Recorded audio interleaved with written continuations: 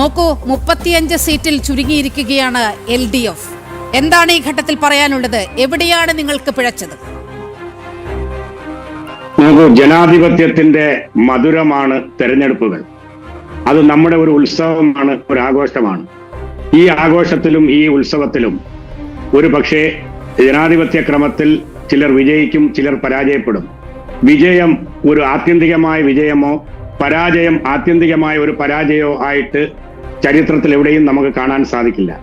എന്നാൽ പോലും ഇപ്പോൾ പാർട്ടി സെക്രട്ടറിയും ഉത്തരവാദിത്തപ്പെട്ട നേതാക്കളും പറഞ്ഞതുപോലെ ഈ തെരഞ്ഞെടുപ്പ് വിധിയെ ഞങ്ങൾ പൂർണ്ണമായി അംഗീകരിക്കുന്നു. തീർച്ചയായിട്ടും ജനങ്ങൾക്ക് ഇടതുപക്ഷത്തോട് ചില സംശയങ്ങൾ ഉണ്ടായിട്ടുണ്ട്. അത് വോട്ടിങ്ങിൽ പ്രതിഫലിച്ചിട്ടുണ്ട്. തീർച്ചയായിട്ടും ആ സംശയങ്ങളും തെറ്റിദ്ധാരണകളും ദൂരീകരിച്ചുകൊണ്ട് നിലപാടുകളിലോ പ്രവർത്തനങ്ങളിലോ പോരായ്മകൾ സംഭവിച്ചിട്ടുണ്ടെങ്കിൽ കൂട്ടായ ചർച്ചകളുടെ അടിസ്ഥാനത്തിലും കൂട്ടായ പ്രവർത്തനങ്ങളുടെ അടിസ്ഥാനത്തിലും ആ വിശ്വാസം, ജനവിശ്വാസം വീണ്ടെടുക്കത്തക്ക നിലയിലുള്ള പോരായ്മകൾ പരിഹരിക്കൽ അടക്കമുള്ള നടപടികളിലേക്ക് CPM-ഉം മുന്നണിയും വരും ദിവസങ്ങളിൽ മുന്നോട്ട് പോകും. പിന്നെ ഈ തെരഞ്ഞെടുപ്പിൽ കോൺഗ്രസിന് ആഘോഷിക്കാം. അവരെ ഞാൻ അഭിനന്ദിക്കുകയാണ്. കാരണം മികച്ച വിജയമാണ് അവർ നേടിയിരിക്കുന്നത്. തീർച്ചയായിട്ടും എതിർപക്ഷം വിജയിക്കുമ്പോൾ ജനാധിപത്യപരമായി തെരഞ്ഞെടുക്കപ്പെട്ടവരെ അവരെ അഭിനന്ദിക്കേണ്ടത് ജനാധിപത്യത്തിന്റെ ആവശ്യമാണ്.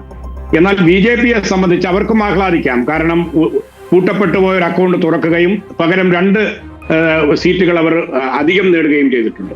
എന്നാൽ ഇത് BJP-യെ സംബന്ധിച്ച് എന്തോ വലിയ മഹാസംഭവമായിട്ട് കൊട്ടിഘോഷിക്കുന്നതിനോട് ഒരു നിലയ്ക്കും യോജിക്കാനാകുന്നില്ല. ജലീൽ പുനലൂർ മഹാസംഭവമായി കൊട്ടിഘോഷിക്കുന്നതിന് ഒരു കാരണമുണ്ട്. കാരണം ജലീൽ ഉൾപ്പെടെയുള്ളവർ പറഞ്ഞ എന്താ, കേരളത്തിൽ ഒരു കാരണവശാലും BJP-യുടെ അക്കൗണ്ട് തുറക്കാൻ അനുവദിക്കില്ല എന്ന് കട്ടായം പറഞ്ഞവർക്കുള്ള കൃത്യമായിട്ടുള്ള മറുപടിയല്ലേ കേരളത്തിലെ പ്രബുദ്ധരായിട്ടുള്ള വോട്ടർമാർ നൽകിയത്?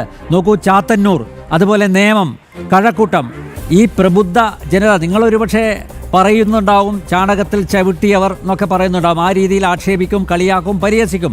പക്ഷേ എങ്കിലും BJP-യുടെ സാന്നിധ്യം കൃത്യമായി അറിയിച്ചില്ലേ? മറ്റ് മണ്ഡലങ്ങളിൽ, അതായത് നിങ്ങളുടെ വോട്ടുകളാണ് UDF സ്ഥാനാർത്ഥിക്ക് പോയത്. അത് പറഞ്ഞാണ് നേരത്തെ അഡ്വക്കേറ്റ് PM നിയാസുമായി തർക്കിച്ചത്. എന്താണ് മഞ്ചേശ്വരത്ത് സംഭവിച്ചത്? മഞ്ചേശ്വരത്ത് ദുർബലനായ ഒരു ഇടതുമുന്നണി സ്ഥാനാർത്ഥിയെ നിർത്തുന്നു. LDF-ന്റെ വോട്ടുകൾ എങ്ങോട്ട് പോയി? കാസർഗോഡ് എങ്ങനെയാണ് കല്ലട്ടർക്ക് ഇത്രയും വോട്ടുകൾ കിട്ടിയത്? പിന്നെ അതുപോലെ ഇവിടെ എന്താ സംഭവിച്ചത്? പാലക്കാട് എന്താ സംഭവിച്ചത്? LDF ദുർബലനായിട്ടുള്ള സ്ഥാനാർത്ഥി, ആ വോട്ടുകൾ മൊത്തം UDF സ്ഥാനാർത്ഥിക്ക് ലഭിച്ചില്ലേ? ഇല്ലെങ്കിൽ അവിടെയും BJP അക്കൗണ്ട് തുറക്കുമായിരുന്നു. ഒരു കാരണവശാലും BJP അക്കൗണ്ട് തുറക്കാൻ അനുവദിക്കില്ല എന്ന് പറഞ്ഞിട്ടും, കട്ടായം പറഞ്ഞിട്ടും, അത്ര ഒരു ദൃഢ തീരുമാനം എടുത്തിട്ടും 3 മണ്ഡലങ്ങളിൽ അക്കൗണ്ട് തുറന്നു. താമര വിരിഞ്ഞിരിക്കുകയാണ്. അത് BJP-യെ സംബന്ധിച്ചിടത്തോളം ഒരു ചെറിയ കാര്യമല്ല.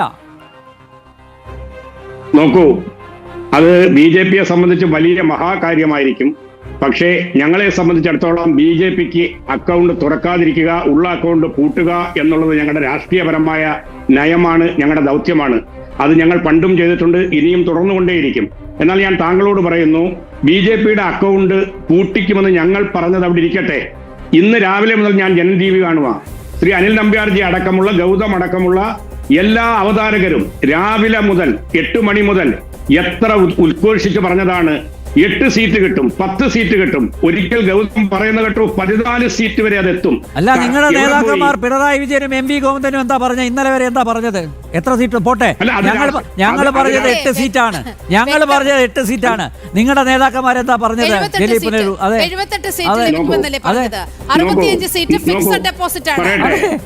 പറയട്ടെ, 35 സീറ്റിൽ 34 സീറ്റിൽ BJP മത്സരിച്ച് വിജയിക്കുമെന്നുള്ള ഒരു അവകാശവാദമൊക്കെ കഴിഞ്ഞ 5 വർഷക്കാലത്തെ തെരഞ്ഞെടുപ്പ് മുതൽ നമ്മൾ കേൾക്കുന്നതാണ്. ഇവിടെ ഇപ്പൊ സംഭവിച്ചത് ചാത്തന്നൂർ മണ്ഡലം എന്റെ ജില്ലയിലാണ്.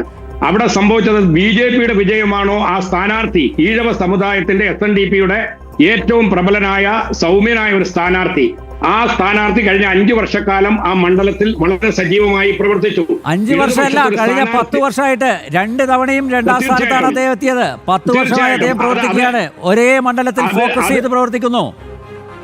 ഓക്കെ, അത് രാജഗോപാൽജി പണ്ട് അദ്ദേഹത്തിന്റെ വ്യക്തിപ്രഭാവം കൊണ്ട് നേമത്ത് വിജയിച്ചതുപോലെ ചാത്തന്നൂരിൽ വിജയിച്ചു എന്ന് ചാത്തന്നൂരിൽ LDF-ന്റെയും UDF-ന്റെയും സ്ഥാനാർത്ഥികൾ ഈഴവ സമുദായത്തിൽപ്പെട്ടവരാണ്. ശ്രീ ജലീൽ പുനലൂർ, താങ്കൾ പറഞ്ഞു വരുന്നത് എന്താ? ഈഴവ സമുദായം ഒന്നടങ്കം BB ഗോപകുമാറിന് വോട്ട് ചെയ്തു എന്നുള്ളതാണോ? അതുകൊണ്ടാണ് ജയിച്ചതെന്നാണോ? അല്ല, അങ്ങനല്ല.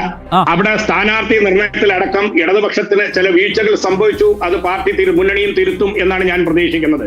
പിന്നെ മറ്റൊന്ന്, ശ്രീ രാജീവ് ചന്ദ്രശേഖർജി, അത് കഴിഞ്ഞതിന് മറ്റൊരു തെരഞ്ഞെടുപ്പിൽ, മുമ്പത്തെ തെരഞ്ഞെടുപ്പിൽ BJP ആൾറെഡി ജയിച്ച് അവരുടെ കൊടി പാറിയ ഒരു മണ്ഡലമാണ്. അത് കഴിഞ്ഞ തെരഞ്ഞെടുപ്പിൽ ഞങ്ങൾ തിരിച്ചുപിടിച്ചു. ഈ ദേശീയ തലത്തിൽ എല്ലാ സീമകളും ലംഘിച്ചുകൊണ്ട് മുന്നേറുന്ന BJP ഭരണത്തിന്റെ എല്ലാ സൗകര്യവും അന്വേഷണ ഏജൻസികളിലെല്ലാം കൈക്കുമ്പിളിലിരിക്കുന്നു. സാമ്പത്തികത്തിന്റെ പരിധിയില്ലാത്ത കലവറ തുറന്നിരിക്കുന്നു. അങ്ങനെയുള്ള ഒരു BJP വളരെ ധനാഢ്യനായ ഒരു അന്യ സംസ്ഥാനത്ത് അദ്ദേഹം ദേശീയ രാഷ്ട്രീയത്തിലേക്കാണ് ഇപ്പോൾ സംസാരിക്കുന്നത്.